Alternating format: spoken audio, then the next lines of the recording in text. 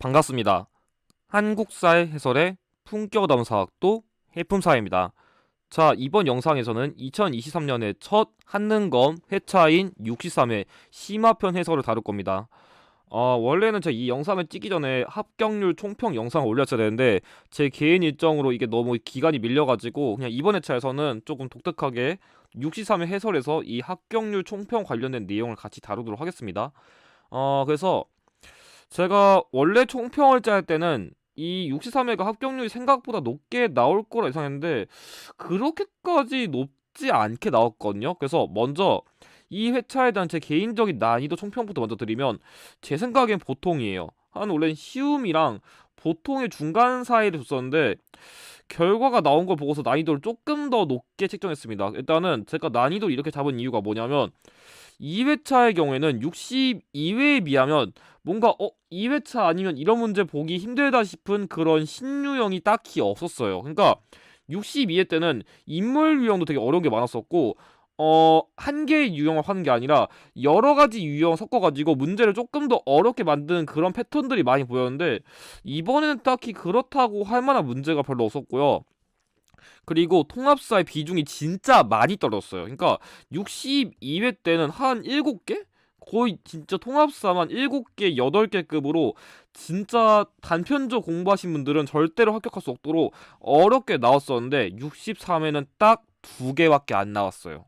사실상 통합사로 할 만한 문제가 없었습니다. 그리고 62회에 비하면 기출 연계 체감도도 높았어요. 그러니까 이게 체감도라는 것을 제 주관으로 조금 말할 수 있는데 이 체감도가 좀 어떤 느낌이냐면 한능검 지금 회차가 어쨌든 간에 지금 1회부터 63회까지 진행된 거잖아요. 그러니까 62회 때는 온갖 많은 회차에서 이렇게 다 끌고 와가지고 아니면 뭐 기본편, 중급편, 그러니까 개편 이전의 기출에서 연계도를 볼 수 있는 것까지 가져오면은 수험생 입장에서는 어쨌든 기출 연계긴 한데 이게 기출에 있었어? 그런 퀘스천 마크를 다룰 수 있지만 2회차의 경우에 그렇게까지 다양한 곳에서 가져왔다는 느낌 안 들었어요. 오히려 최근 3회부만 제대로 분석했었더라도 여러분들이 충분히 이거 기초에서 본 건데를 느낄 수 있었어가지고 아마 공부를 제대로 하신 분들은 일단 확실히 62회보다는 쉽게 풀었을 것 같다는 생각이 들지만 동시에 그럼에도 합격률이 그렇게까지 높지 않았던 이유를 제 나름대로 분석해본 결과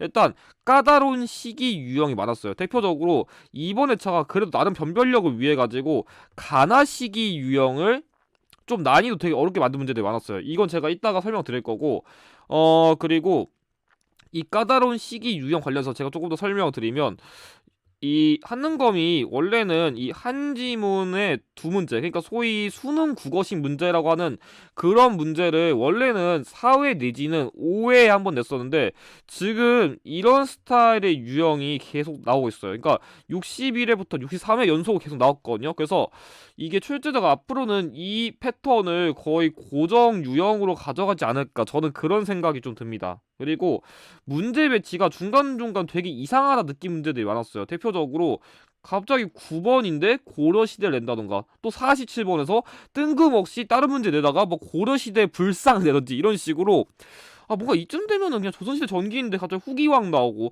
갑자기 개항기 같은데 일제감정이 나오고 이런 식으로 뭔가 시기를 옛날보다 조금 난잡하게 섞는 느낌이 되게 많았어요. 그래서 이런 것 때문에 수험생분들 당황을 해가지고 조금 합격률 하락에 영향을 미치지 않았을까 싶고, 그리고 응시자 수가 생각보다 너무 떨어졌어요. 그러니까 이게 좀 어떤 느낌이냐면 제가 항상 합격률 총평을 다룰 때 응시자 수가 많아야 합격률의 평균 수가 증가한다고 하는데 그 이유가 뭐냐면 한 해 첫 회차 시험은 예를 들어가지고 뭐 공무원이라던가 공기업의 그 필수 자격 응시자가 많아요. 그러니까 무슨 말이냐면은 이때 시험을 떨어지면은 내 자격이 박탈되든지 가산점을 못 받아가지고 취업을 제대로 못하면 안 되잖아요. 그러니까 다들 미친 듯이 달려들어요. 근데 뭐 그 목표가 1급이던가 3급이던 간에 어쨌든 미친 듯이 달려들면은 최소한 지 목표 급수 관계없이 3급은 그래도 딸 수 있는 확률이 높아지겠죠. 그런 것 때문에 한 해 첫 회차 시험이 평균적으로 합격률이 높게 나오는 경향이 있는데,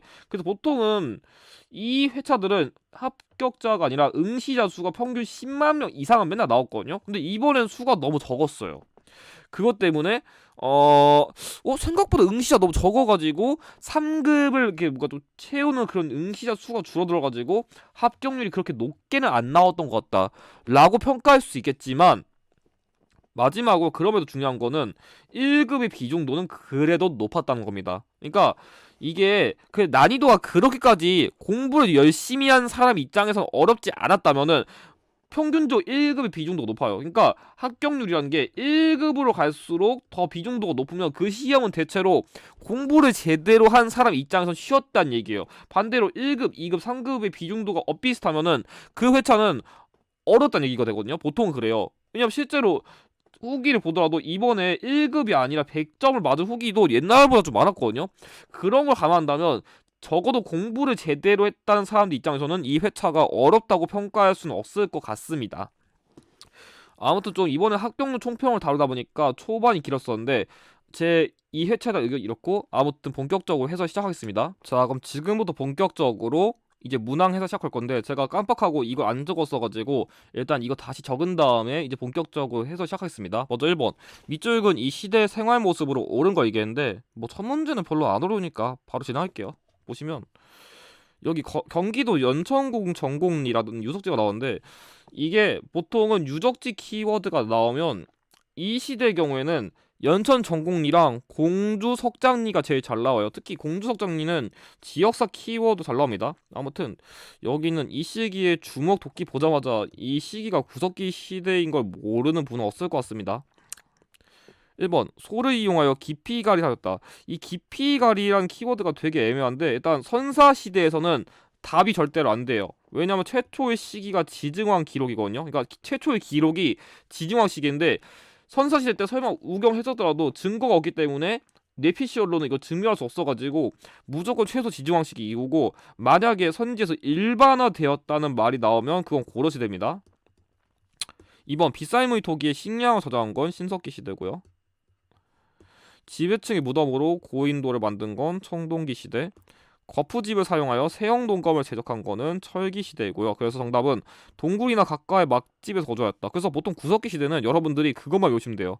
뗀석기 관련된 거, 뭐 주먹도끼, 찌개, 승배 찌르개, 그리고 정답 키워드로 동굴과 강가의 막집이 나온다고 기억하시면 거의 90% 풀이합니다.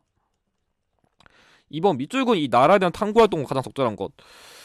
뭐 별로 어렵진 않았네요. 자, 보시면 여기 제가 근데 여기서 사실 이것 갖다 풀 수 있는데, 저는 이 강원도 해안 지역이 좀 중요하다 생각했거든요. 왜냐하면 이 솔직히 함경남도나 강원도 안 해도 되는데, 여러분들 좀 그런 눈칫밥은 이 고대 철기 국가 아니더라도 조금 외워두시면 좋은 게, 제가 뭘 얘기하고 싶은 거냐면, 이게 국가가 부여, 고구려, 옥저, 동해, 사만 이런 순서인데, 지금 해안 지역이라 있잖아요. 그러니까 동해는 조금 해안 지역 근처에 있거든요. 그래가지고 이 근거 때문에 이게 나와요. 이거 반어피. 그러니까 이게 바다 가죽 표범이거든요. 그래서 약간 이런 특징 때문에 특산품도 조금 그런 게 있다고 여러분들이 연상을 해두시면 문제를 좀 쉽게 풀 수 있어요. 아무튼 근데 뭐 이런 거 몰랐더라도 으꿈 및 삼노라 불린 지배자가 나왔으니까 옥저 아니면 동해인 건 확실한데, 여기 단과반이라는 특산물이랑 그리고 책화라는 풍습을 보고서 동해인 걸 여러분들이 추론할 수 있었습니다.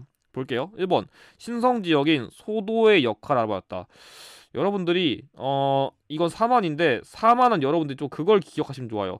사만은 고구려의 간섭을 받지 않으니까 신이 나가지고 소도 사고 차도 사고, 이렇게 암기하시면 문제 조금 더 쉽게 풉니다. 아무도 틀렸고, 2번, 포상팔국의 난 진학 과정을 알아본다. 이거 새로운 선지인데 결론부터 말하면 가야예요. 그러니까 이게 그 남쪽 지방에서 그 포상팔국이라 해가지고 소국들이 있었는데, 이 포상팔국이 가야랑 신라의 반란 같은 거 일으켜가지고 좀 침입을 했었다? 그런 걸 기억하시면 돼요. 그래서 이게 당시에 그 가야가 근데 어떤 가야인지, 뭐 금강가야인지 뭐 아라가야인지 그거에 대한 좀 학설은 갈리긴 가는데, 일단 지금의 학설에서는 좀 금강가야가 조금 더 우세한 것 같습니다. 근데 뭐 이거 정확하게는 몰라도 되고, 제가 보기에 그냥 가야랑 관련된 키워드다, 이 정도만 암기하셔도 무리는 없을 것 같아요. 3번, 삼국유사에 실린 기말지 신화를 분석한다. 이건 신라랑 관련된 키워드인데, 앞으로 이런 키워드를 보면서 뭐 고구려 주몽이라던가 그 동명성왕이라던가 백제 온주라던가 아니면 신라의 뭐 박혁거세 이런 인물도 좀 낼 수 있을 것 같아요. 4번 무천이란 제천행사. 동해 키워드 맞습니다. 정답 4번이고 마가 우가 저가 구가를 다스리던 지역은 부여입니다. 부여의 사출도랑 관련된 키워드이기 때문에 정답은 4번입니다. 3번 가나국가의 사회 모습에 대한 설명을 옳은 것. 솔직히 이 문제가 조금 난이도가 있긴 있거든요. 근데 좀 제 자랑이긴 한데 제가 이 문제를 63회 예상 문제 때 정확하게 적중했거든요. 아마 그때 강의 중에서 이걸 정확하게 적중시킨 게 저밖에 없을 거예요. 근데 약간 여러분들 이런 문제 보시면 좀 주목할 게 있는데 제가 설명드리면서 말씀드릴게요. 일단 왕의 성은 부여시다. 사실 이 문제는 여기서 끝났어야 돼요. 왜냐면 사실 이 지금 최근 회차에서 이 국가는 왕족의 성씨는 부여씨고 그리고 팔성의 귀족이 지배층을 이루었다는 키워드가 되게 많이 나왔어요. 그래서 뭐 왕이 어라하고 건길지고 뭐 그딴 거 다 모르시고 이것만 보자마자 솔직히 이 국가는 백제인 게 바로 나왔어야 돼요. 안 나왔다면 기출 오답이 제대로 안 된 겁니다. 물론 여기는 오부라던가 이 도성, 그러니까 중앙에는 오부 그리고 지방에는 오방. 그래서 이 국가의 중앙 지방 행정제도인 오부 오방제를 보고서도 추론할 수 있었는데 이거 몰랐더라도 여러분들이 장기적으로는 이게 성왕과 관련된 키워드다 그 정도 좀 암기를 해두세요.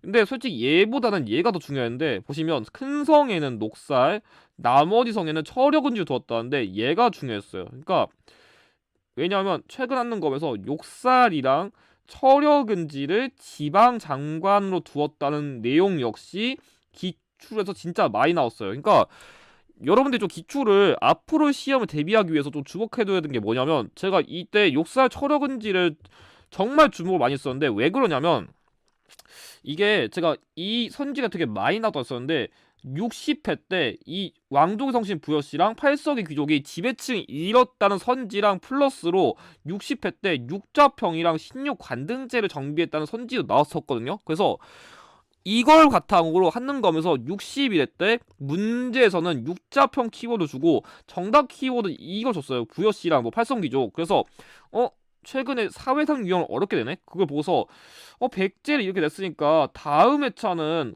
고구려를 이렇게 낼 가능성이 있겠다 싶어서 전 이걸 주목한 건데 그 방향성이 정확하게 맞았어요. 그래서 제가 하고 싶은 얘기가 뭐냐면 이거 몰랐다고 버리지 말고 이런 키워드라던가 선지 같은 거 평소에 오답을 똑바로 안 하시면은 이런 문제 나오죠? 100% 틀립니다. 오답 똑바로 하셔야 돼요. 1번 사회질서 유지하기 위해 번금팔조를 둔 건 고도선이고요. 거란도, 일본도 등을 통한 건 뭐 발해입니다. 뭐 거란도, 영주도, 조공도 다 그 발해고요. 태학과 경당을 두어 인재를 양성하였다. 이게 정답이죠. 태학은 국립교육기관, 경당은 미성년 학교. 정답 3번이고요. 정사회의는 백제랑 관련된 거죠. 고구려는 제가회의가 나와야 돼요. 자, 그리고 골품에 따라 관등 승진의 제한을 둔 건 신라랑 관련된 키워드이기 때문에 정답은 3번입니다. 그러니까 선지는 쉬웠는데 이번에는 이 철역은지를 정확하게 파악하지 못했다면 절대로 문제 못 풀었습니다.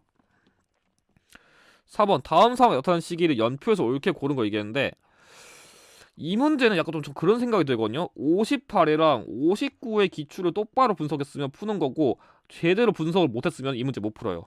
일단 뭔 얘기냐면 자 보시면 당의 고종이 소정마을 이끌고서 신라와 함께 백제를 정벌한대요. 그래서 계백이 황산벌에서 얘네들이랑 맞짱을 떴다는 지금 흐름이 나왔거든요. 그러니까 지금 문제의 시점은 황산벌 전투예요.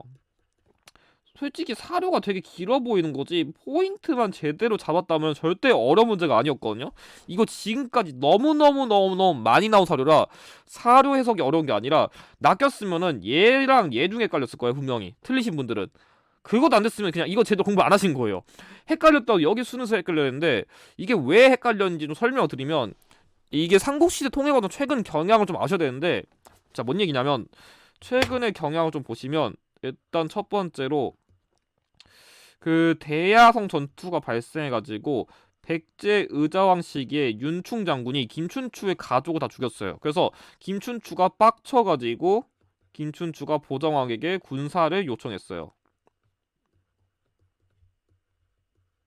그래서 이때 보정왕이 뭐 중령이라던가 마목현은 우리나라 땅이니까 안 돌려주면 군사 안 준다 해가지고 협상이 실패해가지고 그 김춘추가 당나라로 넘어가가지고 그 당태종이랑 나당 동맹을 체결해요. 그 이후에 당이 이제 고종쯤에 이제 본격적으로 전쟁이 시작되는 건데 지금부터 잘 보세요. 지금부터가 중요해요. 일단 그래서 첫 번째는 백제가 멸망을 하는데 이게 옛날에는 좀 어떤 식이었냐면 그냥 단순하게 백제가 멸망하고 백제가 부흥 운동을 하고 그 다음에 고구려가 멸망하고 그 다음에 고구려도 부흥 운동을 하고 그 다음에 매소성, 기벌포 얘만 외우면 푸는데 최근에는 여기 내에서도 조금 더 순서를 더 딥하게 나누는 흐름이 시작됐어요. 그러니까 무슨 얘기냐면은 자 백제 멸망 경우에도 황산벌 전투가 먼저 발생한 다음에 사비성이 함락되면서 웅진 도독부를 설치했었고요.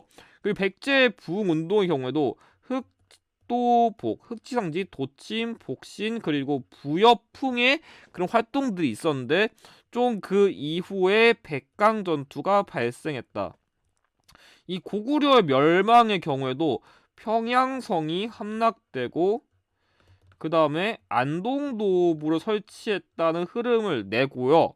그 다음에 고구려의 부흥 경우에는 고구려 다시 강성해진다고 고건, 안돼 그리고 고현무, 권보잠, 안승 등의 활동 이후에 보덕국을 설립했다. 그러니까 무슨 말이냐면은 이런 식으로 백제 멸망 내에서도 순서를 나누고 부흥운동 내에서도 순서를 나누고 이런 식으로 조금 더 디테일하게 내는 감이 있어요. 그러니까 큰 틀 내에서 조금 더 작은 틀을 내는 게 있거든요. 그러니까 사실 황산벌 전투 이후에 사비성이 함락되었다. 이것만 암기했으면 자 황산벌 전투니까 사비성 나 여기 이렇게 나오시면 이 문제 10초 안에 풀 수 있긴 한데 이 디테일을 여러분들이 모르시면 이 문제를 못 푼다는 얘기예요. 그래서 헷갈리시는 분들은 제 예상용 키워드 영상에 이거 다 정리해놨으니까 그걸 참고하셔가지고 조금 더 보충하시면 도움이 되실 겁니다.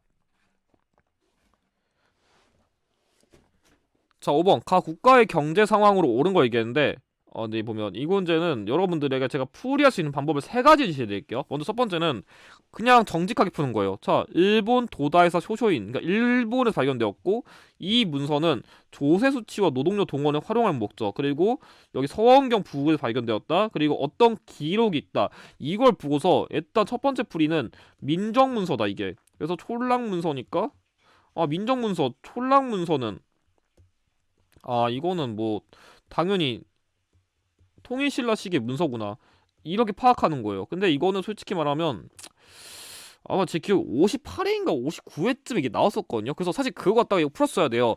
근데 이게 이해가 안 돼요. 뭐 민정문서 키워드가 좀 많아가지고 어려울 수 있는데 그럼 몰랐다 치면은 두 번째 이거 갖다 풀었어야 돼요. 오소경.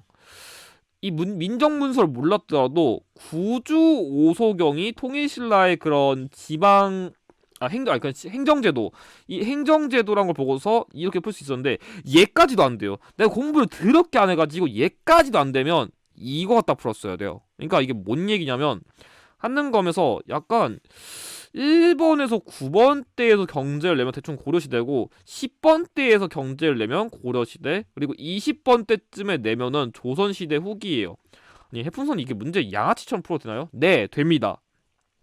경제 유형만큼은 이 꼼수가 거의 90% 가까이 먹힌다고 보셔도 무방해요. 그러니까 뭐 5번인데 갑자기 조선시대 후기 사회상 내고 이러지 않거든요. 그러니까 진짜 못 풀겠다. 그냥 이렇게 가정하고 푸세요. 근데 여기 조금 더 추가하면은 고대시대 경제를 내면은 엔간에서는 통일신라의 경제를 내요. 그러니까 뭐 고구려, 백제, 발해 경제 이런 거 안 내요.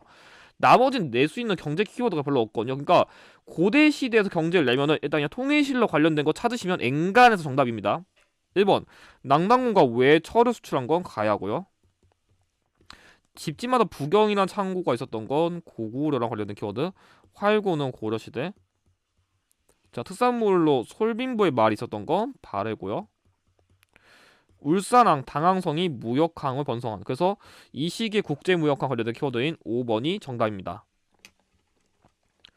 자 6번 가에 들어갈 내용을 갖다 줬다는 거 얘기했는데 이게 작년에도 첫 회차 이 문제를 냈었는데 이번엔 솔직히 그때보다 훨씬 쉽게 냈어요. 키워드가 되게 무난했었거든요. 보시면 육두품 출신의 학자다. 근데 솔직히 이거 낼 만한 인물이 거의 3명밖에 없어요. 뭐 강수랑 설총이랑 그리고 얘 그리고 빈곤과에 극제한 학자고 격왕 소설을 지었다. 그리고 해인사 인거였다. 그러니까 작년 회차에서는 이 해인사 묘길 상탁기를 키워드 줘가지고 되게 어려웠어요. 이게 신라 말의 사회상을 다룬 건데 그러니까 전염병 들고 진짜 뭐 어지러운 그런 거 쓴 글인데 그때는 이걸 모르면 문제가 조금 난해할 수 있었거든요. 근데 이번엔 답이 너무 쉬웠어요. 그래서 이 키워드를 보고서 전체적으로 이 인물이 통일신라 하대의 기억적인 인물인 최치원이 된 거다. 추론이 어렵지 않았었는데 여러분들이 이 인물이 좀 어렵다면은 이 암기법을 좀 기억하시면 좋아요. 뭐냐면 이런 식으로 암기를 하시면 돼요.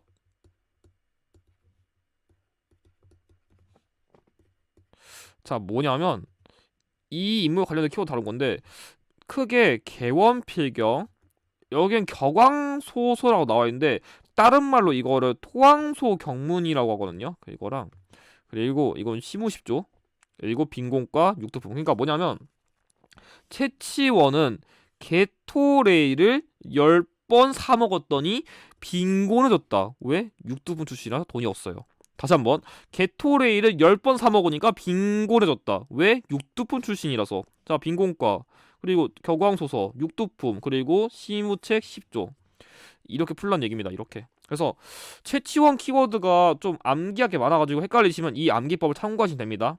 아무튼 근데 최치원은 통일신라 하대 인물로 되게 잘 나와가지고 좀 그걸 기억해두시면 좋아요. 1번 화환기를 지어 국왕에게 조언한 건 설총이고요. 청방인문표를 작성한 건 강수. 뭐 이거 정답이니까 패스하고 청해진 중심을 활동한 건 장보고 그리고 왕후 천추국전 남긴 건 해초입니다. 중앙아시아까지 가가지고 먹을 게 없어가지고 해초를 뜯어 드신 그분이요.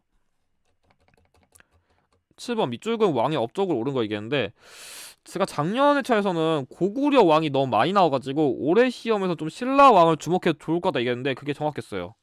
일단 보시면 사찰을 짓고 황룡이라는 이름을 지었대요. 그러니까 말 그대로 황룡사를 낸 건데 여러분들 헷갈리시면 안 되는 게 황룡사랑 황룡사 고층 목탑은 달라요. 그러니까 서울대학교냐 서울대학교 뭐 서울대학교냐 아니면 뭐 서울대학교 뭐 90주년 기념관이냐 이거 다른 겁니다. 헷갈리시면 안 돼요. 그래서 황룡사 9층 목탑을 지은 시기의 왕은 선덕 여왕이고 얘는 다른 왕이에요.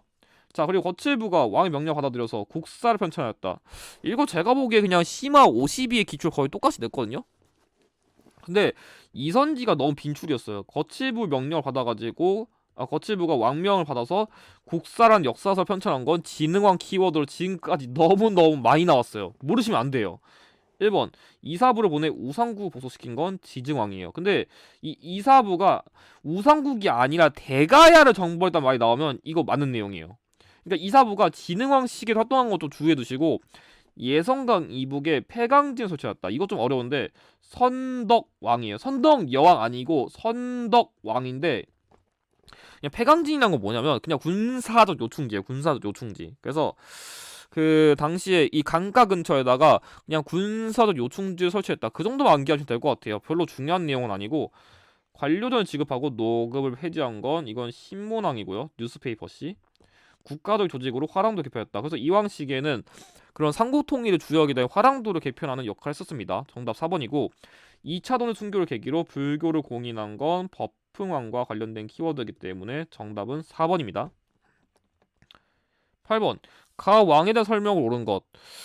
이게 옛날에는 발해 유형이 그냥 발해랑 관련된 사실로 옳은 것은 이것만 알면은 문제를 쉽게 풀 수 있게 줬는데 이번 회차부터는 그러니까 61회부터는 조금 다시 왕 문제를 부활시키려는 흐름이 좀 보여요. 그래서 옛날부터 조금 딥하게 암기를 안 해두면 좀 문제 푸는 게 어렵지 않았을까 싶습니다. 아무튼 이 문제는 여러분들이 이걸 갖다 풀었어야 돼요. 여기 연어 암기하시지 않은 분들은 절대 점수가 안 나오는 거죠. 그래서 연어가 크게 세 가지가 있거든요. 인왕, 대응, 건응. 이것까지는 이거 패스할게요. 그냥 이거는 너무 어려울 것 같아가지고 천통이라고 있는데 그래서 인왕의 경우에는 무왕 죄송합니다. 그 무왕 그리고 대흥의 경우에는 문왕 그리고 건응 경우에는 선왕인데 그래서 이걸 갖다가 풀었어도 되고 아니면 조금 꼼꼼히 보신 분들은 이 땡땡 공주 그러니까 자신의 딸을 내면 또 문왕이거든요. 그래서 보통 정혜공주 나오면 문왕 낸 거니까 이렇게 문제를 풀어서 되는데 조금 일단 연어 때문에 당황하신 분도 있었을 것 같습니다. 암기를 안 하면 이 문제 못 푸는 거죠. 1번 북연의 왕을 신하로 봉하였다. 얘 이거 조금 어려운 선지인데 이거 장수왕이거든요. 그러니까 북연이란 게 뭐냐면 당시에 이 삼국이 이렇게 나눠졌을 때 그냥 대충 그릴게요. 삼국이 나눠졌을 때 중국에서는 수나라가 완성되기 이전에 5개의 큰 오랑캐랑 그리고 이런 식으로 여러 가지 한 16국이 이렇게 나누는 대분열의 시기가 있었거든요. 그 중에서 이 북연이란 것은 여기 있는 16국 중 하나인데 이 나중에 이 북쪽 지방에서는 북이라 해가지고 조금 강성한 세력이 있었어요. 그래서 이 북연을 압박하니까 이 북연의 마지막 왕인 풍홍이라는 얘가 3대 왕인데 도망와가지고 아, 장수왕 형아 나 좀 살려줘 진짜 쟤네가 나 개 패고 있어 이렇게 해가지고 어서와 어서와 오케이 내가 챙겨줄게 했는데 이 북연의 이 풍홍이란 인물이 나중에 배도 따스해지고 잠자리도 편해지니까 장수왕 저 알고 보니까 개꼰대야 이런 식으로 얘한테 모함했다가 나중에 장수왕에게 뺨 따고 맞고 거의 날라가거든요. 아무튼 그런 거랑 관련된 건데 그만큼 장수왕이 중국의 국가에 영향을 미칠 정도로 강력했다. 그걸 아는 게 포인트였습니다. 좀 썰이 길었는데 딴 거 설명드리면 2번 동모산에서 나라를 건국한 거는 이건 대조영이고 신라의 군대를 파견하여 외를 격퇴한 거는 광개토 대왕이죠. 이거는 그 신라의 내무랑 구원한 거랑 관련된 내용이고 수도를 상경 용천부로 옮겨 체제를 정비했다. 이게 정답이에요. 그래서 만약에 천도 관련된 키워드 나오면 대부분은 문왕이에요. 그러니까 그 선왕 말고 성왕 시기에도 천도 정책이 하나 있긴 한데 얘는 한능검 수준의 키워드 아니라서 일단 버리고 상경 용천부 등 그러니까 뭐 중경 선덕부 상경 용천부 이런 식으로 천도 키워드 나오면 대부분 다 문왕이니까 이렇게 암기하세요. 5번 오경 15, 62주의 지방행정 조직을 확립한 건 선왕과 관련된 키워드니까 정답은 4번입니다. 자, 9번. 다음 상황 이후에 있었던 사실로 옳은 것. 이 문제가 사료 자체는 어려웠었는데 솔직히 문제 내용 자체는 되게 쉬웠어요. 왜 그러냐면 뭐 청교역이고 기법사고 나발이고 다 몰라도 이 문제에서 반복된 키워드인 이 최치원 최치원이 아니라 최충원 죄송합니다. 최충원만 제대로 보셨더라도 이 문제 절대 안 어렵어요. 그러니까 이 시기가 그냥 최충원이 살아있구나 이것만 눈치채면은 이 문제는 10초 안에 풀어요. 왜 그러냐면 특정 시기 이후에 있던 사실 문제는 선지에서 마지막에 발생한 걸 고르면 되는데 왜 이게 가능하냐면 최근에 한능검에서 무신정권 시기 문제를 되게 많이 내요. 근데 패턴이 너무 똑같아요. 맨날. 어떤 시기냐면은 보통 이 유형에서는 흐름을 5개를 남겨줘야 되는데 뭐냐면 이의방, 정중부, 그리고 최충원 사실 이의방까지 몰라도 정중부, 최충원, 최후 일단 얘네 셋이 제일 중요해요. 일단 얘네 셋이 가장 먼저 배워야 되고 그 다음에 마지막으로 삼별초의 항쟁. 그러니까 다른 집권자 몰라도 일단 보통은 이 틀 내에서 문제를 풀 수 있게 줘요. 여기다가 뭐 이의방의 경우에는 무신 정변을 일으켰습니다. 정중부의 경우에는 망이망소의 난이 발생했습니다. 최충원 정권 시기에는 교정 도감을 설치해서 교정별감이 되었습니다. 최후 정권 때는 정방을 설치했습니다. 이런 식으로 세부적인 키워드까지 암기하면은 엔간해서 이틀 내에서 다 풀 수 있게 돼요. 근데 봐봐요. 특정시 이후라 했어요. 최충원 이후에 최후 주기였죠. 최충원 이후에 최후 끝. 이거만 알면 이 문제 푸는 거예요. 그러니까 이 사료 내용이 뭐냐면 그냥 최충원 정권 시기에 뭐 만적의 난도 있고 뭐 최광수의 난도 있고 반란도 있었는데 이 사료 내용 자체도 당시에 뭐 희종 시기에 이 최충원을 암살하려고 모의한 그런 상황을 다룬 거예요. 근데 뭐 그런 거 1도 몰라도 그냥 최충원 이후에 최후가 즉위했네? 이거 알면 이 문제 그냥 푸시는 거예요. 그냥 최후가 정방 설치했다. 이게 끝이에요. 심지어 이 최후 안 주고 정방만 줄 수 있는 건데 심지어 이번 대놓고 최후까지 언급해 준 거 보면 문제를 되게 쉽게 준 거예요. 그래서 이 틀을 여러분들이 암기를 하셔야 이 유형을 꽁으로 먹는 겁니다. 1번 김보식이 묘청에 난 진압한 거랑 이자급이 금의 4대 요구를 수용한 거는 공통적으로 인종 시기인데 아직 이때는 무신정권도 안 왔습니다. 그리고 원종과 애노가 사벌주에서 봉기한 거는 이건 통일신라 하대인데 이땐 진성여왕 시기이기 때문에 아예 연결이 안 되고 정중부 등이 정변을 일으켜 권력을 차지했다. 그러니까 이의방이나 정중부가 같이 그 무신 정변을 일으켰는데 어쨌든 최충원보다는 이전이니까 정답은 5번이에요. 그래서 이 흐름 여러분들이 반드시 암기를 해두셔야 문제 쉽게 푸는 겁니다. 자, 10번 밑줄근 이 탑으로 오른 거 얘기했는데 자, 이 문제 재밌어요. 이 문제가 왜 재밌냐면은 키워드를 종합적으로 안 읽는 분은 이거 무조건 낚여요. 자, 장담하는데 저 분명히 이거 3번 골라서 틀리신 분 100% 있을 거 장담합니다. 왜 그러냐고요? 얘만 봐서요. 얘만. 금동제 사리 외환 이거 하나 보고서요. 자, 문제 이렇게 푸시면 안 됩니다.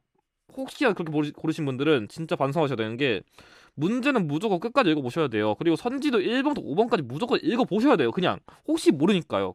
근데 이 문제에서 중요했던 키워드는 뭐냐면 경주 불국사랑 여기 있는 무구정광 대다란이경이에요. 그래서 이 불국사 내에 있는 탑이란 거랑 이 무구정광 대다란이경 현존하는 가장 오래된 목판 인쇄물을 보고서 석가탑을 골랐어야 돼요. 다른 말로 불국사 3층 서탑이요.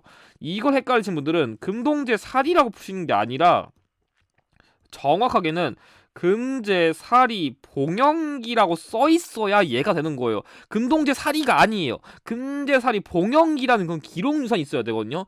그렇게 안 풀었으니까 이 문제 헷갈렸던 건데 그만큼 키워드를 종합적으로 안 읽으신 분들은 이거 틀립니다. 아무튼 그래서 이 두 개 중요했었고 보면은 1번 이게 정답이에요. 그래서 저는 이 석가탑의 경우에는 약간 위에 해오리 감자가 있다 이렇게 암기를 시킵니다. 2번은 백제의 정림사지 5층 석탑이에요.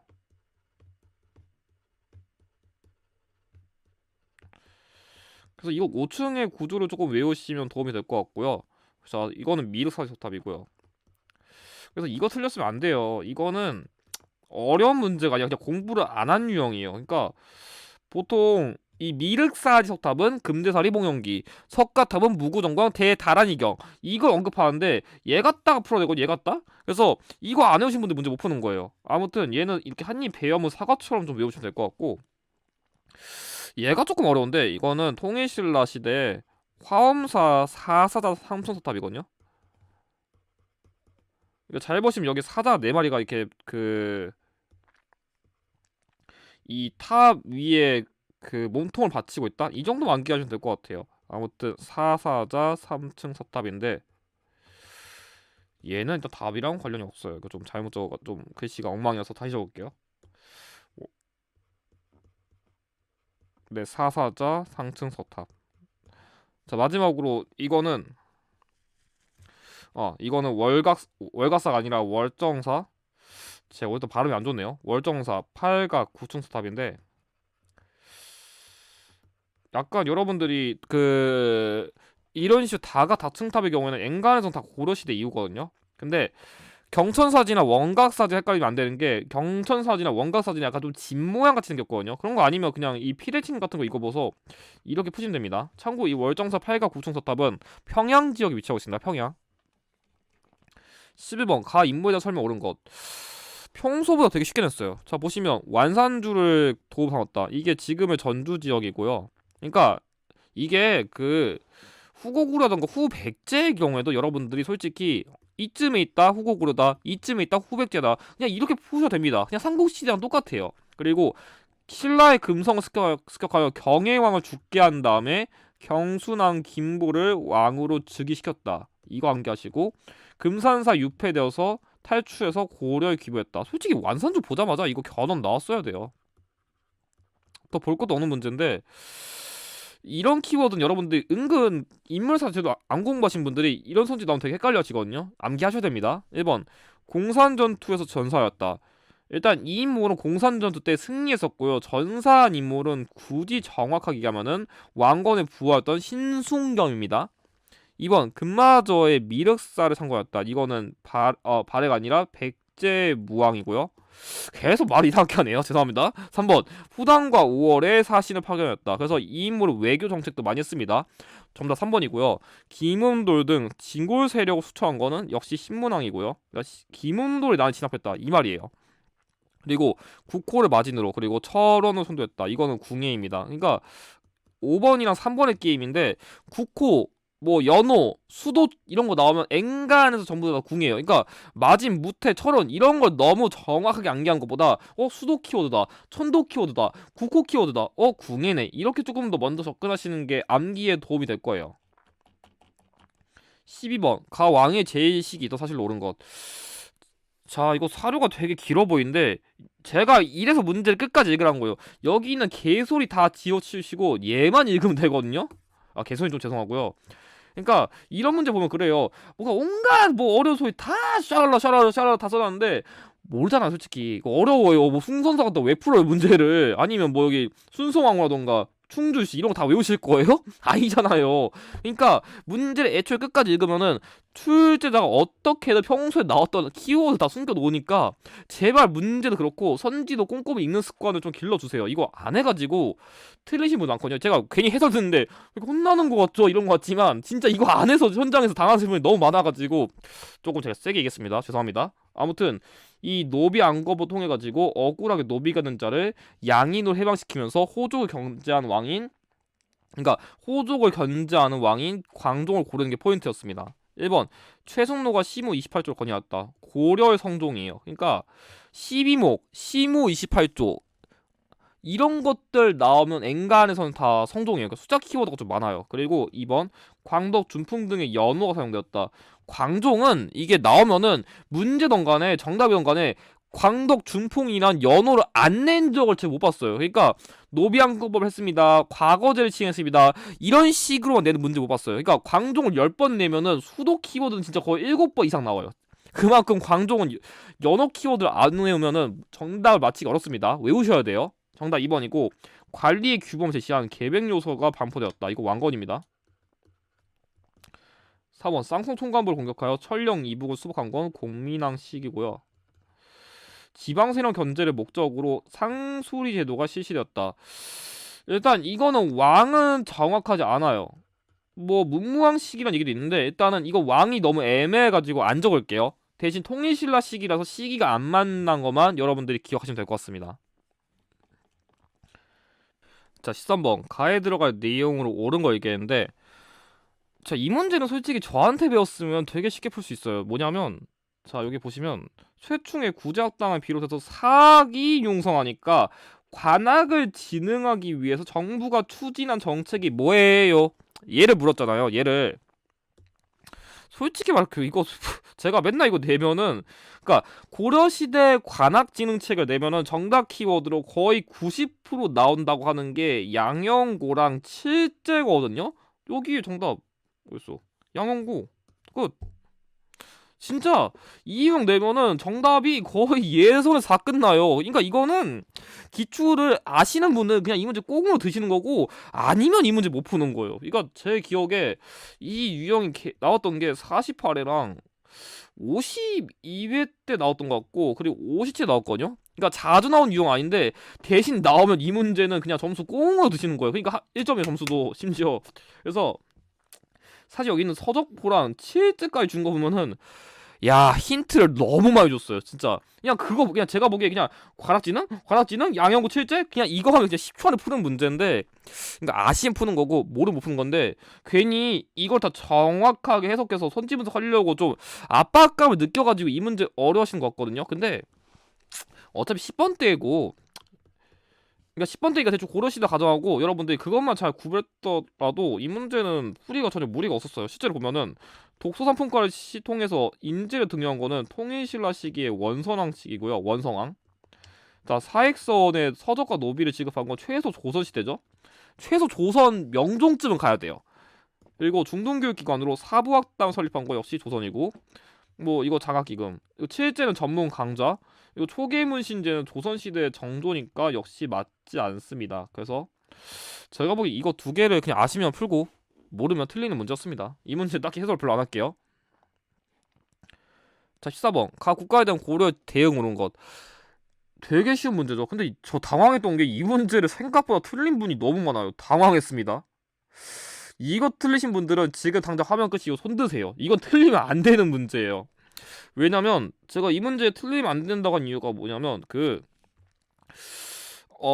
이거랑 가장 비슷한 유형이 53회 때 나왔었는데 그때는 얘밖에 힌트를 안 줬어요. 얘밖에 안 줬다고, 얘만. 그리고 정답 키워드 똑같았었는데 이번에는 강강창까지 줬어요. 그러니까 문제 키워드가 두 개예요. 그럼 이거 다 거란 찾아야죠. 이걸 못 찾는 분은, 아니 2회차로 더 시켜줬는데 이걸 못 찾으신 분들은 진짜 한능검이 점수를 주려고 내 문제를 그냥 지가 스스로 뱉으신 거예요. 좀 죄송한 말이지만. 왜냐하면 일단 이 문제에 나온 고려시대 외세방어 유형은 한능검에서 안 나오는 회차가 없다고 보셔도 무방합니다. 그러니까 거의 무조건 한 문제는 내고 넓게는 세 문제까지 내는 게 이 유형인데 그 맨날 내겠다는 유형 스스로 뱉으신 거예요. 반성하세요. 틀렸다면. 아무튼 보통 거란, 여진, 그리고 몽골, 홍건적, 그리고 외구의 순서를 내는데 아이고 잘못 적었다. 외구의 순서를 내는데 여기서 거란만 제가 좀 따로 설명드리면 거란의 경우에 침입 이전에는 정종 시기에 광군을 조직해가지고 침입에 대비를 했었고 1차 때는 서희가 그 외교 담판 통해가지고 강동 육주를 획득했다. 그리고 2차 침입 때 양규가 너무 크게 적었네요. 양규가 흥화진에서 거란군의 침입을 방어했었는데 여기 사이에 그 강조의 정변이 있었거든요. 그래서 이 강조의 정변을 계기로 이 강동육주를 줬던 걸 후회한 거란들이 니네 나쁜 놈이네 내가 혼내주러 가야겠다면서 발생한 게 2차 침입이에요. 그래서 이 순서 기억해 두시고 마지막으로 3차 침입 때는 뭐 여러분들 다 아시는 강강찬의 귀주대첩 이것만 암기하시면 되는 거예요. 이것만. 그래서 물론 이 유형이 어렵긴 어려워요. 그러니까 쉬운 유형은 아닌 건 맞는데 틀려도 안 돼요. 그래도 그러니까 쉬운 유형은 아닌데 여러분들 이 유형 버리시면 점수를 너무 많이 버릴 수가 있어요. 그러니까 세 문제까지 내면은 뭐 점수 막 5점, 6점 다 버리실 거예요? 그거 아니잖아요. 근데 맨날 나오니까 그만큼 암기하면 점수가 보장되는데 이거 생각도 틀리신 분들이 너무 많아가지고 당황했습니다. 절대 안 됩니다. 1번 강화도로 도읍을 옮겨 항전하였다. 몽골 관련된 키워드고요. 광군을 조직해서 침입 대비 맞죠? 정답 2번이고 박이를 파견하여 근거지 토벌했다. 자, 진짜 이거 선지부족한 거 보면서 이것도 헷갈리시는 분들 되게 많은데 자, 박이를 파견한 거는 쓰시마 정벌이에요. 쓰시마섬 정벌. 그러니까 왜구랑 관련된 키워드고요. 압록강 상류 지역을 개척하여 사군을 설치한 건 여진이랑 관련된 그런 조선시대 대응이고요. 그러니까 이게 고려시대 대응도 있고 조선시대 대응도 있으니까 헷갈리시면 안 됩니다. 그리고 신기군, 신모군, 항마군으로 구성된 별무벌 편성한 거는 역시 여진인데 얘는 고려시대란 거예요. 그러니까 예전에 그런 문제 나왔어요. 그러니까 뭐냐면 고려시대 별무만으로 동북 구성을 축조한 그 시대 내고서 조선시대 때는 여진이랑 어떤 관계를 맺었나요? 그런 문제를 낼 수 있거든요. 그러니까 여진이 조금 장기적으로 어렵게 보실 필요가 있습니다. 아무튼 정답은 2번입니다. 자, 15번 가에 들어갈 문화유산으로 옳은 거 얘기했는데 약간 저 같은 경우 사실 이 문제도 꼼수 접근할 거예요. 뭐냐고요? 10번 때니까 그냥 고려시대니까 고려시대의 경우에는 제가 그 제 10초 특강 보신 분들은 알겠지만 제가 토기를 강의하는데 그거 강의하거든요. 뭐냐면 고려시대의 경우에는 초록색 그리고 조선시대 전기의 경우에는 회색, 흑색 토기 그리고 후기의 경우에는 파란색 토기를 찾으면 된다고 해요. 근데 고려시대네요. 초록색이네요. 10번 때네요. 끝. 저는 솔직히 이 문제 이렇게 풀고 넘겼어요. 아니 해풍선이 문제 너무 야매로 푸는 거 아니에요? 하는데 이게 제가 초반에 아까 해설을 그러니까 이게 번호가 좀 난잡하게 섞여 있다고 했었지만 모든 문제가 다 그런 건 아니에요. 그러니까 모든 문제가 다 그런 건 아니고 한 80% 정도는 거의 이 경향을 유지하거든요. 그러니까 80% 문제 정도만 이렇게 발라 드셔도 솔직히 합격거의 나와야 정상인 거예요. 그러니까 여러분들이 헷갈린다. 괜히 어려운 거 못 풀겠으면 일단 조금 쉬운 방법을 일단 찍으세요. 그 다음에 나중에 해설하면서 오답하시면 되니까. 자, 그리고 어쨌든 설명하면은 일단 이 문제 키워드인 GT 신체 조절은 이 시기에 만들어진 그 현존하는 가장 오래된 활판 인쇄물이고 여러분들 얘는 조금 주목해 두시면 좋을 것 같은데 이거는 공민왕 시기에 만든 수렵도예요. 수렵도. 그러니까 고구려 수렵도 말고 그러니까 이 그냥 왕이 그린 그림인데 제 장기적으로는 이 공민왕을 낼 때 이 천산 대렵도를 문제 키워드 줄 수 있을 것 같아요. 그러니까 얘 나온다. 공민왕 낸 거니까 이거 좀 기억해 두시면 좋을 것 같습니다. 아무튼 고려시대 관련된 거니까 1번 금동대학로는 이건 백제시대의 그런 도교와 불교의 융합을 다루는 문화유산이고요. 2번 호호명 청동그릇은 이거 좀 애매한데 일단은 신라의 호총에서 발견됐어요. 그래서 이게 좀 나누기 애매한데 일단은 신라에서 발견된 유물이다. 그 정도만 기억하시면 될 것 같고요. 그러니까 고구려 간서 보여준 유물이었었고, 뭐 토기 경우 제가 이거 찍으라 했었죠. 그러니까 초록색 관련된 거는 그 고려 시대니까 정답 3번이고, 사실 이 상당총자가 딱 푸신 게 정확합니다. 4번 이불병자상은 발해랑 관련된 그런 문화산이고, 인왕제색도는 조선시대 후기에 정선이 만든 그림이다. 이걸 기억해 두시면 됩니다. 정답 3번입니다.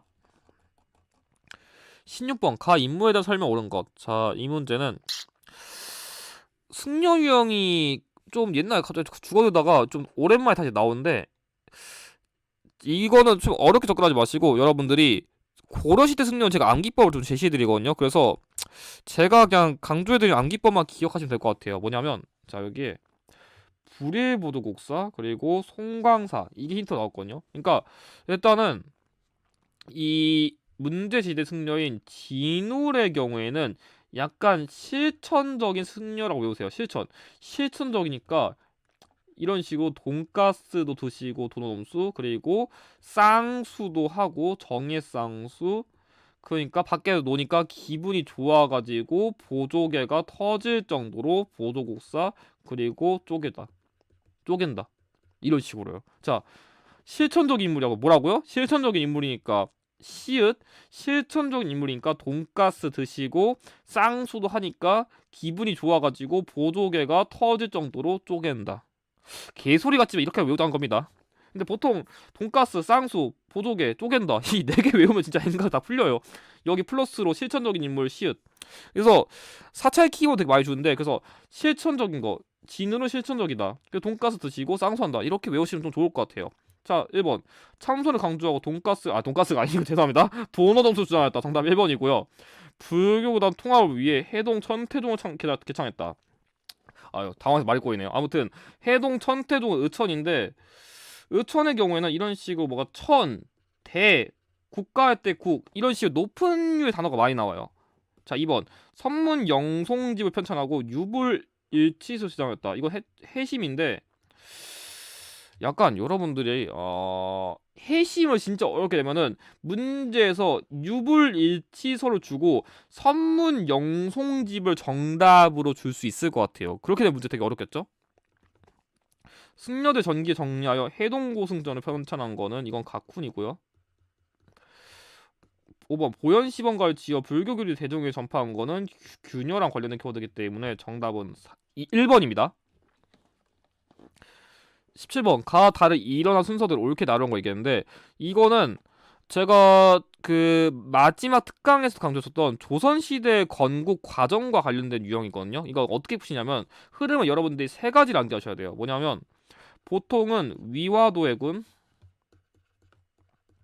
그리고 과전법 실시, 그리고 조선시대 건국, 이 흐름을 내는데, 이번에 살짝 유형을 비틀려고 해가지고 요동정벌 시도를 넣은 것 같아요. 근데 솔직히 말하면 이 위화도 해군 내에 요동정벌 시도가 들어가는 거예요. 일단 요동정벌을 가는 길에 회군하는 거지. 갑자기 그냥 아무 데서나 그냥 회군하지 않겠죠. 뭐 회군하면 뭐 일단 어디 쳐들어가다가 돌아오겠죠. 그걸 상식적으로 생각하면은 이 문제 틀릴 수가 없는데, 이 순서를 헷갈리진 않았는데 이 순서를 헷갈리신 분들 되게 많더라고요. 그래서 그러니까 가나를 안 헷갈렸는데 나다를 의외로 헷갈리시는 분 많거든요. 그래서 일단 이 틀은 한능검이 좋아하는 흐름이라 일단 기억해 두세요. 그러니까 일단 설명드리면, 자, 우왕은 요동을 공격하는 일은 최영과 은밀하게 의논한단 말이 있는데, 그래서 팔도의 군사를 징발하고 최영이 동교에서 군사를 사열했대요. 그러니까 뭐냐면 우왕 시기에 최영이 저 지금 중국의 명나라가 철령이라고 해가지고 그 원나라가 사라진 다음에 영토가 지금 황무지가 된 것 같은 곳이 있는데, 그 명나라가 여기 랜드마크를 박는 거예요.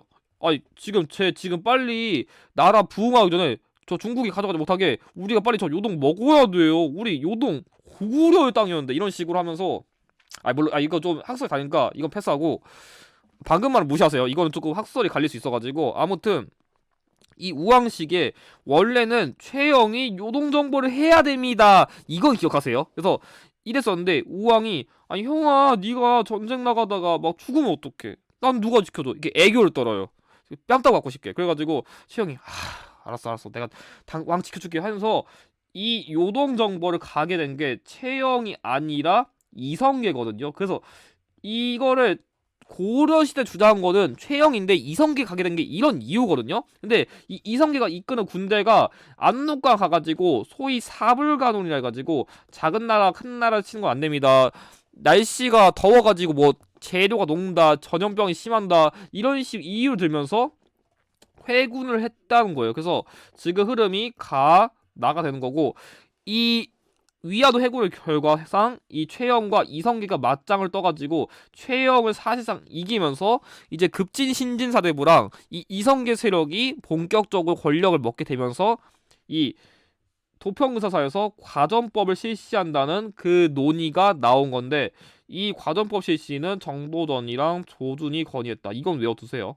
이거 잘 나옵니다. 그래서 이런 식으로 흐름을 내기 때문에 쭉 순서가 이어져가지고 정답은 1번입니다. 그러니까 이 문제는 한능검이 좋아하는 빈출 흐름을 외웠다고 그냥 쉽게 푸는 거고, 안 해오신 분들이 이거 헷갈렸을 거예요. 근데 이 문제는 별로 어려운 문제 아니었으니까 이 흐름을 여러분들이 반드시 기억을 해두셔야 됩니다. 자, 18번. 다음 상황에 나타난 시기의 경제 모습으로 옳은 걸 얘기했는데, 개인적으로 이 문제 되게 아쉬워요. 이게 제가 강의에서 안 다룬 건 아닌데, 제가 맨날 쓰는 꼼수가 처음으로 깨진 게 이 유형이에요. 뭐냐면, 제가 보통 10번대에서 경제를 내면은 고려시대니까 보통은 건원중보, 해동통보, 활구, 그리고 병난도, 예성강, 그리고 경시서, 이 6가지를 암기하면은 거의 90%는 풀 수 있게 낸다고 맨날 얘기했는데, 아주 가끔 10% 확률로 서적정, 다정듬의 관형 상점이랑 그리고 전시과, 그러니까 전지랑 시지를 지급했다.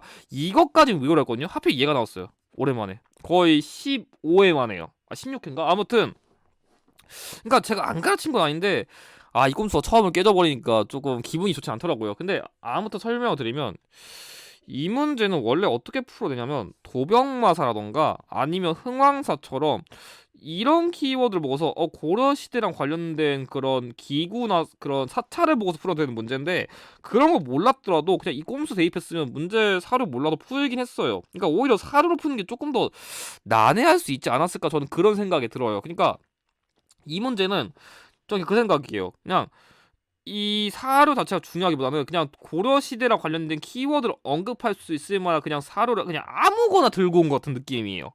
뭐 도병마사나 흥왕사가 기출에 많이 나오긴 했었으니까요. 그냥 그거 연기한 것 같아요.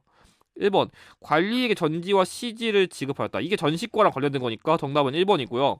시장 감독하기 위해 동시절 설치한 건 신라랑 관련된 키워드. 허적의 제안에 따라 상평 통보를 발행하였다. 약간 저 이선지 되게 중요하게 보는데, 허적이 언급된 거 보니까 만약에 시험 문제를 진짜 더럽게 내면은 이 허적이란 인물은 경신왕국 때 죽었잖아요. 그러니까 경신왕국 때 죽었다는 거랑 황평통보 발행을 건의했다, 약간 이런 식으로, 그러니까 상평통보를 발행을 건의했다는 거랑 아니 경신왕국으로 죽었다 이런 식으로 문제를 낼 수도 있지 않을까. 이거 좀 너무 제가 딥하게 생각한 것이 있는데, 그냥 그런 방향성도 있다 보시고, 일본과의 교영 규모를 정한 계약조를 체결한 것은 조선시대 전기입니다. 상권 수호를 목적으로 황궁중앙 총상회를 조직한 건 계양기 시기이기 때문에 정답은 1번입니다. 19번 가왕에 대한 설명 옳은 것. 자, 이 문제도 좀 재밌어요. 지금 19번쯤이면 이제 조선시대 전기를 들어가야 되는데, 조선시대 전기는 갑자기 건너뛰어버리고 갑자기 후기를 내버렸어요. 그래서 만약 이걸 꼼수로 푸신 분들은 좀 당황했을 것 같아요. 그러니까 보통은 전기 내는 게 맞아요. 보통은 내는데, 출제자분이 이번 조금 흔들었어요, 살짝. 그래서 저도 벌써 이게 나올 때가 아닌데 싶었는데, 그러니까 일단 키워드가 어려지 않았어요. 보니면 청계천 중설공사랑 탕평채 균역법, 이것 때문에 답을 푸는 게 어려운 문제 아니었거든요. 그래서 청계천 중설 그리고 탕평채 실시했다, 균역법 실시한 거 0조. 이거는 뭐 빈출 키워드여가지고 별로 문제풀이가 까다롭지 않았습니다. 1번. 다만 이 번호가 19번인 때 이게 갑자기 나와버려가지고 당황하신 분도 있을 것 같아요. 1번 나선정벌에 조총부대를 파견한 건 효종이고요. 글씨가 계속 좀 뭉뚱그려서 좀 적히네요. 경기도에 한하여 대동법을 실시한 거는 이건 광해군 때부터고요. 삼수병 구성된 훈련도감을 창설한 건 선조식입니다. 임진왜란 때죠. 통치를 정비하고자 속대전을 편찬하였다. 그래서 정도전은 조선 경국전, 영조 속대전, 정조 대전 통편, 그리고 뭔가 빠졌는데 죄송합니다. 다시 할게요. 그 정도전 조선 경국전, 성종 경국대전, 그리고 영조 속대전, 정조 대전 통편, 그리고 흥선대원군 대전 회통, 이 5가지 순서를 꼭 외우셔야 됩니다. 5번 한양을 기준으로 한 역사서인 칠정산을 만든 거는 세종과 관련된 키워드이기 때문에 정답은 4번입니다. 20번 다음 상황이 나타난 시기를 연표해서 옳게 고른 것. 자, 이 문제는 틀렸으면 안 됩니다. 이것도 왜냐고요? 제가 저한테, 그러니까 제 카톡방에서 제가 항상 얘기하는데, 되게 이거는 여기서 공개를 해도 되나 싶긴 한데, 제가 좀 그런 꼼수를 알려줘요. 뭐냐면 홀수회차에서는 무조건 사화 유형은 먹고 들어가라, 이 얘기를 맨날 해요. 왜냐고요? 제가 지금까지 심화표를 분석하면서 홀수 회차에서 사화 유형이 나온 회차가 훨씬 많은 걸 객관적으로 분석했거든요. 그러니까 제가 이번에 무호사 아니면 기묘사가 낼 것 했었는데 딱 적중했거든요. 그래서 이거는 틀릴 게 없는 게, 사화 유형 기본적으로 일단 무갑기를 외워두시고요. 무호사의 경우에 김종직의 조의제문, 여기 김종직의, 그리고 김일손. 아니 사실 그냥 김종직 보자마자 이 문제 풀었어야 돼요. 그냥 김종직 나왔으니까 그냥 무호사인데, 여기서 조금 추가된 게 뭐냐면 최근 경향에서는, 그러니까 무호사원은 김종직의 조의제문, 갑자사원은 폐비윤씨 사사 사건. 그냥 적어드릴게요. 그냥 자, 무호사원은 김종직의 조의제문을 계기로 김일손 제자들이 희생되었다. 뭐 여기 나와 있네요. 김일손 이런 거, 뭐 김일손, 정혁창, 김경필 등. 그리고 갑자사와의 경우에는 폐비윤씨 사사 사건을 계기로 그 연산군이 미쳐가지고 다른 사람들 다 죽이니까 이걸 계기로 중종 반정이 발생했다는 흐름을 내고요. 그래서 중종이 즉위한 다음에 중종 시기에 기묘사가 발생했는데, 이거 조광조랑 관련된 키워드, 뭐 예를 들어서 위훈삭제, 그 다른 말로 뭐 전국공신 훈삭, 뭐 개정, 아니면 현량과 시시, 이런 걸 내고요. 을사사화의 경우에는 명종 시기에 발생했는데, 이거는 뭐 유님이랑 윤원영이 언급된 거, 아니면 또 대윤, 소윤 이렇게 언급되는데, 그냥 이거 키워드만 암기하시면 그냥 뭔 사료를 내던 간에 그냥 얘 그냥 무조건 달려들면 되는데, 이거를 암기를 못해가지고 틀리신 분들 있거든요. 근데 이거 암기 안 되죠? 그럼 다른 문제도 못 풀어요. 그분들은 진짜 농담 아니고. 이것도 안 되면 한능검에서 암기 문제 포기하셔야 돼요. 실제 이 문제는 지금 연산군 즉위 이후에 무호사 발생했다, 기묘가 아니라 갑자사화 이전에 그 무호사 발생했다, 이것만 아시면 이 문제 그냥 꽁으로 드는 건데, 사화 유형 제발 어렵게 공부하지 마세요. 그냥 이거 핵심만 암기하시면, 어차피 여기 있는 키워드 있는 거 맨날 가져오는 게 사화 유형인데, 이걸 맨날 어렵다고 하시는 분들이 너무 많아요. 그러니까 그게 어려운 이유는 여러분들이 사료 해석 훈련을 안 해서 그런 거예요. 아니면 암기가 안 돼 있던가요. 그래서 사화 유형은 제발 어렵게 접근하지 마시고 핵심만 똑바로 파시면 됩니다. 그래서 설명을 할게. 이거는 그냥 인물 갖다 푸는 거 더 설명 안 되겠습니다. 설명을 안 드리는 기보다는 이거, 그러니까 이 김종직의 조의제문이 여기 언급됐었는데, 이 조의제문을 계기로 그 세조부터 연산군까지 이어지는 계보를 김종직이 은밀하게 깠다 해가지고, 그래서 그 제자들이 이딴 걸 뺏겨 하면서 처리한 게 모호사니까, 그래도 왜 이런 사건이 발생했는지 흐름 정도는 외워두시길 바랍니다. 제가 중요한 설명 뺐네요. 21번 가 왕의 제의식이 있다 사실로 옳은 것. 일단 이 문제는 조금 어려울 수 있었을 것 같아요. 조금 앞에 왕 문제보다 조금 어려운데, 일단은 여러분들 좀 그렇게 풀 수 있어요. 그러니까 조금 이 어렵게 문제 풀면은 일단 이거 다 제끼시고, 20번째잖아요. 그건 조선시대 왕인데, 조선시대에서 임금과 왕실이 불교 행사를 직접 후원한 사례가 진짜 극히 드물어요. 조선시대는 유교사회예요. 근데 불교를 직접 지원한 왕이 거의 없거든요. 근데 진짜 그 정도 나오죠. 그럼 보통은 세조예요. 왜냐면 여기 나와 있는 이 간경도감이 좀 그런 키워드거든요. 뭐냐면, 그러니까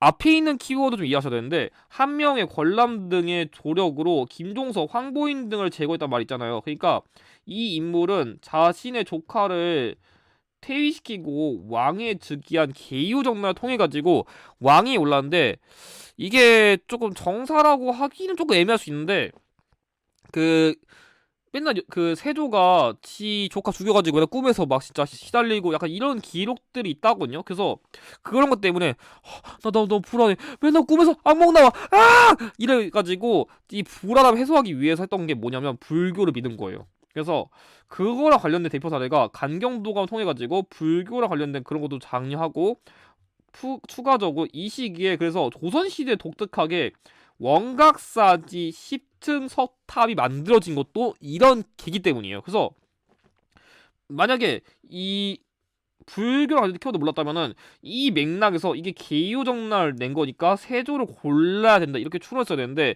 공부를 좀 꼼꼼히 하신 분들은 이런 걸 보고서 아 불교 관련된 장려하신 거니까 세조겠네 이렇게도 풀 수 있었다는 얘기입니다. 아무튼 1번 주자소에서 기미자를 주조한 거는 태종이고요. 국가의 의뢰 정비한 국조 오레이를 완성한 건 성종이고요. 삼남지방 농법 소개한 농사직설은 이거 세종이죠. 자, 현직관리에게만 수조지를 지급하는 직전법을 실시했다. 정답 4번이고요. 5번 우리나라 중국의 의서를 망라한 동의보감을 간회한 건 광해군 시기의 허준이기 때문에 정답은 4번입니다. 자, 22번 밑줄근 이 인물에 대한 설명 옳은 것. 자, 이 문제도 제가 그 이상문제 찍을 때 딱 거의 혼자 적중한 유형인데 아니 뭐 이거 사실 다른 분들 다른지 모르겠는데 전 이가 나올 거라 분명히 얘기했었거든요.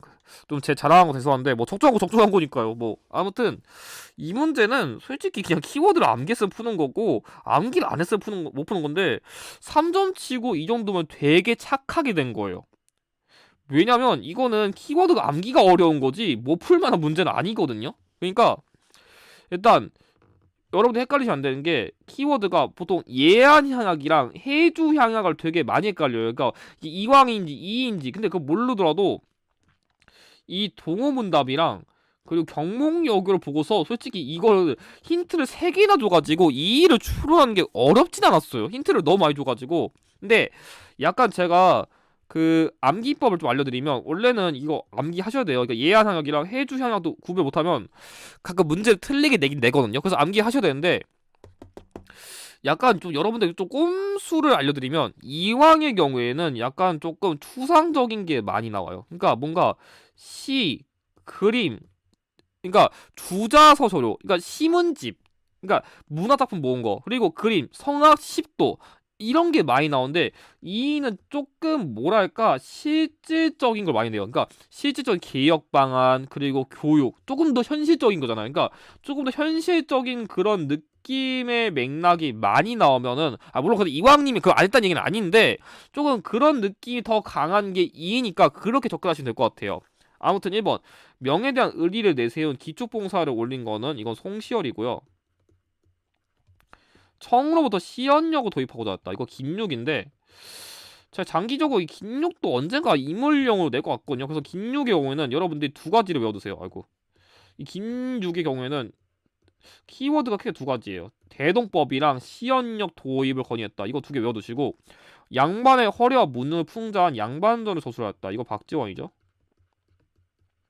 자 4번 예약을 조선의 현실에 맞게 정의한 가래진남을 지은 거는 이건 김장생입니다. 이게 한능것만의 독특한 선지예요. 이게 옛날에 처음 나왔을 때는 진짜 많이 틀렸는데 요즘에 그냥 이 선지 미친듯이 나옵니다. 5번 군주가 수양해야 할 덕목과 지식을 담은 성합지묘를 집필했다. 이것도 좀 현실적인 거죠. 그래서 정답은 5번입니다. 성합십도 이왕, 성합지묘 2입니다. 자, 23번. 가나 사이의 식이 있다. 사실 옳은 것. 드디어 좀 난이도가 상당히 높은 문제 나왔어요. 제가 앞에서는 솔직히 이 문제는 좀 어려워요 할 만한 문제가 한 문제도 안 보였거든요. 얘는 좀 어려웠어요. 확실하게. 얘는 진짜 많이 틀렸을 건데 이게 왜 많이 틀릴 수밖에 없냐면 얘는 붕당사예요. 여러분들이 조선시대에서 제일 싫어하는 붕당사를 제대로 냈어요. 이 문제가. 그래서 이 문제는 조금 저도 설명할 게 좀 많아가지고 조금 진지하게 할게요. 자, 23번. 일단 이거 포인트를 어떻게 잡아야 되냐면 일단 가나시기 유형 좀 그런 흐름이 있어요. 뭐냐면 가해 사건을 계기로 선지의 사건이 발생하던지 선지의 사건을 계기로 나의 사건이 발생하던지 아니면 가나 시기를 주고서 이 시기는 땡땡 시기입니다. 이렇게 흐름을 주는데 결론부터 말씀드리면 이 문제는 후자예요. 그러니까 제가 붕당사에 대한 흐름을 좀 설명하면서 이 사료를 다룰게요. 일단은 이 붕당이란 거는 기본적으로 어떻게 시작하냐면 제가 동인과 서인으로 나눠지는데 이게 선조식이 시작됐어요. 그래서 이게 뭐냐면 이조전랑 임명권을 두고서 김효원이 더 나을 것 같습니다. 뭐 심의원이 나을 것 같습니다. 이런 식으로 인물에 대해서 뭔가 좀그 그러니까 그 인물 누구 할지 이런 거에서 좀 논란이 발생하니까 그것 때문에 싸움이 붙어가지고 야 난 저편 난 제 편 이러면서 동인과 서인이 나눠지면서 일단 처음으로 붕당이 형성됐어요. 근데 일단 이 붕당의 흐름이 점차 심화되게 된 이유가 뭐냐면 이 동인 서인 나눴을 때 기축 옥사라는 게 발생해요. 이게 뭐냐면 이거 전에 이 동인과 서인이 처음 대립하게 된 사건으로 정열이 모반 사건이라는 게 있거든요. 이 정엽이라는 인물이 원래는 어 서인 출신이었다가 동인 이동한 인물인데 이 인물이 반란을 일으킨다는 명분을 인해 가지고 이 사건을 계기로 서인의 정철이 이 동인의 인물들을 다 깨부셔요. 근데 나중에 이 정철이 광해군에게 세자 건저일을 했다가 오지게 까요. 이게 뭐냐면 자, 이 광해군이 아니라 선조에게 광해군은 얼른 세자로 앉혀야 되지 않을까 하니까 이 자식이 좀 키워주니까 진짜 기고만장해가지고 다 기어 오르네 하면서 빡쳐가지고 이 정철이 엄청나게 까이는데 이걸 계기로 동인에서 야 좀 쟤네 좀 패야 되는 거 아니야? 아니면 뭐 그런 거 가지고 너 뭐 사람 다 죽여 또 야 쟤네 똑같은 수준 될 거야? 이렇게 편이 나눠지게 되는 게 북인과 남인이에요. 근데 이 시기까지는 선조 시기고 이 북인의 경우에는 광해군 시기에 좀 권력을 먹게 되거든요. 왜냐하면 곽재우처럼 북인 출신의 인물들이 임진왜란 시기 때 활동을 되게 많이 했어요. 그래서 광해군 시기에 조금 떡상 코인에 타게 된 게 북인인데 이 광해군이 인조 반정으로 몰락하게 되면서 북인은 이때 사실상 괴멸돼버리고 이제 서인과 남인끼리 대결하는데 그 흐름이 대략적으로 그러니까 서인과 남인끼리 활동했던 게 조금 시기가 현종부터 숙종까지 나오는 거예요. 그래서 현종 시기에는 예송 그리고 숙종 시기에는 황국으로 계속 치고받고 싸우는 그런 흐름이 있었다는 얘기입니다. 그래서 순서가 기본적으로 이렇게 들어가는데 지금 나의 시점은 기해년에 송시열이 기념복을 입는 게 마땅하다고 써있는데 그러니까 왕대비에 대한 그런 5세 기간을 두고서 싸웠던 이거는 기해년에 발생한 예송이니까 기해 예송이에요. 그러니까 예법에 대한 논쟁을 다룬 건데 그래서 지금 선조식이랑 지금 현종 시기에 다뤘으니까 이 시기에는 제가 아까 다룬 광해군 시기가 들어가는 게 제일 정확하거든요. 그래서 1번 인조반정으로 북인 세력이 몰락하였다. 이 흐름이 여기 들어가는 겁니다. 그래서 이 동인과 서인이 싸우게 된 기축 옥사가 1번이라면 이 북인이 활동하게 된 건 2번 그리고 서인과 남인이 대립하게 된 3번 흐름 사이에 그럼 대충 이 시기쯤에는 이게 들어가야지 그 흐름을 낸 게 포인트였어요. 그래서 근데 솔직히 이 문제는 여러분들이 이 사건들의 왕만 제대로 외웠더라도 풀이에 무리는 없었는데 굳이 제대로 설명한다면 좀 이렇게 복잡하게 들어가겠습니다. 2번 목호룡의 고변으로 옥사가 발생하였다. 야 이거를 벌써 연기할 줄 몰랐는데 이거 신임사거든요. 이게 뭐냐면 경종 시기에 발생한 건데 그러니까 이게 설명하기 좀 어려운데 그러니까 이게 쉽게 얘기하면 경종 시기에 이 경종을 지지하는 세력이랑 경종을 반대하는 세력이 있었거든요. 그러니까 쉽게 말하면 붕당에서 경종을 지지하는 세력이랑 영조를 지지하는 세력이 있었는데 그러니까 이게 경종을 지지하는 세력은 소론이고 영조를 지지하는 세력은 노론이었거든요. 근데 당시 어땠었냐면 경종파의 경우에는 솔직히 입지가 별로 안 좋았어요. 얘 별로 얼른 죽을 것 같은 그런 입장이니까 이 영조를 지지하는 파에서 빨리 경종님 빨리 당시 얼른 죽을 것 같은데 영조에게 빨리 새 제도 물려주고 자 빨리 여가 챙겨주고 당신 빨리 왕 못할 것 같은데 빨리 나가세요 이러니까 경동이 빡쳐가지고 왕이 우스워? 이러니까 이 모코를 고별 계기로 노론의 4대 신을 다 갈아엎은 게 신임사화거든요. 그러니까 이게 60회 때 어려운 키워 나왔었는데 이게 벌써 나올 줄 몰랐네요. 이래서 3회분을 제대로 분석해야 됩니다. 잘 보세요. 여기 60회 그대로 있어요. 양지의 벽서 사건으로 이현적 등이 화를 입은 거는 명종과 관련된 키워드고요. 이년왕후가 폐위되고 남인이 권력 차지하는 거, 이거 숙종시기의 그 기상국입니다. 아무튼 이후라서 안 맞고, 2인자 중심으로 소론 세력 등이 나는 익힌 2인자에 나는 영조식이니까 역시 이후라서 안 맞습니다. 그래서 정답은 1번입니다. 이 문제가 제가 보기에 전반부에서 제일 어려웠어요. 24번 각 국가에 대한 도전의 정책을 옳은 것. 자, 헌절사가 나왔는데, 여기다 이거 남한산성에서 사막사의 충돌, 이것도 제가 기출을 그때 예상 문제 가져왔었는데 이게 딱 적중했거든요. 그러니까 솔직히 이 문제는 여러분들이 이 남한산성 보자마자 바로 풀었어야 돼요. 그러니까 이게 사막사란 키워드는 좀 어려울 수 있는데, 그러니까 이거는 이 세력과의 전쟁, 그러니까 병자호란 관련해가지고 병자호란 때 끝까지 조선에 충돌한 그 3명의 인물을 말하는 거거든요. 근데 김상원, 사막사 이거 다 풀 수도 있었지만 솔직히 제가 보기에 남한산성 보자마자 병자호란 관련된 그냥 청나라 바로 골랐으면 됩니다. 그냥 남한산성, 병자호란, 용골산성, 정묘호란, 이거는 그냥 빈출 키워드라 그냥 머릿속에 있어야 됩니다. 1번 만권당을 세워 황문교류를 장려했다. 자, 만권당이랑 관련된 건 원나라죠, 고려시대. 2번 어영청을 강화하는 북벌을 추진하였다. 자, 청나라에 대한 그런 강경책이죠. 정답은 2번이고요. 화통도감을 설치하여 군사력을 증가한 거는, 이거는 왜구에 대한 고려시대의 대응이고요. 사신접대를 위해 한성의 동평관을 설치하였다. 이거는 조선시대의 일본에 대한 그런 대외 정책이고요. 마지막 5번 포로 송환의 목적으로 유정을 해답경 세완사로 파견하였다. 이것도 따지면 일본이긴 한데 여러분들이 이게 중요한 게 아니라 이거는 유정을 해답경 세완사로 파견한 거는 임진왜란 이후에 했다. 그러니까 임진왜란 끝나고서 이제 남은 포로 데려가기 위해 가지고 이걸 한 거다. 그렇게 이해하시면 될 것 같습니다. 정답은 2번입니다. 자, 그럼 이번 63회 전반부 마지막 문제인 25번. 밑줄은 이 시기의 경제 상황으로 옳은 걸 얘기했는데, 이 문제도 아까 얘기했듯이 그냥 20번 때니까 조선시대 후기라 가정하고 풀면 되게 쉬웠는데 아니었으면 조금 낯설 수 있을 것 같아요. 일단 이 문제는 힌트가 3가지예요. 이연 종루 그리고 7패는 도성의 3대 시장으로서 시장이 되게 활성화가 많이 됐다, 이렇게 문제 풀 수 있는데 얘는 좀 어려울 수 있어요. 근데 한양의 모습이라잖아요. 그러니까 이게 고려시대도 시장이 없던 건 아닌데 여기에다가 얘를 플러스 해가지고 조선시대에 좀 이렇게 시장이 활성화 됐구나, 이렇게 풀었어도 되거든요. 근데 여기에 플러스로 박제가까지 추가했으면 더 이상 틀릴 이유가 없는 거죠. 이거 조선시대 후기의 실학파니까요.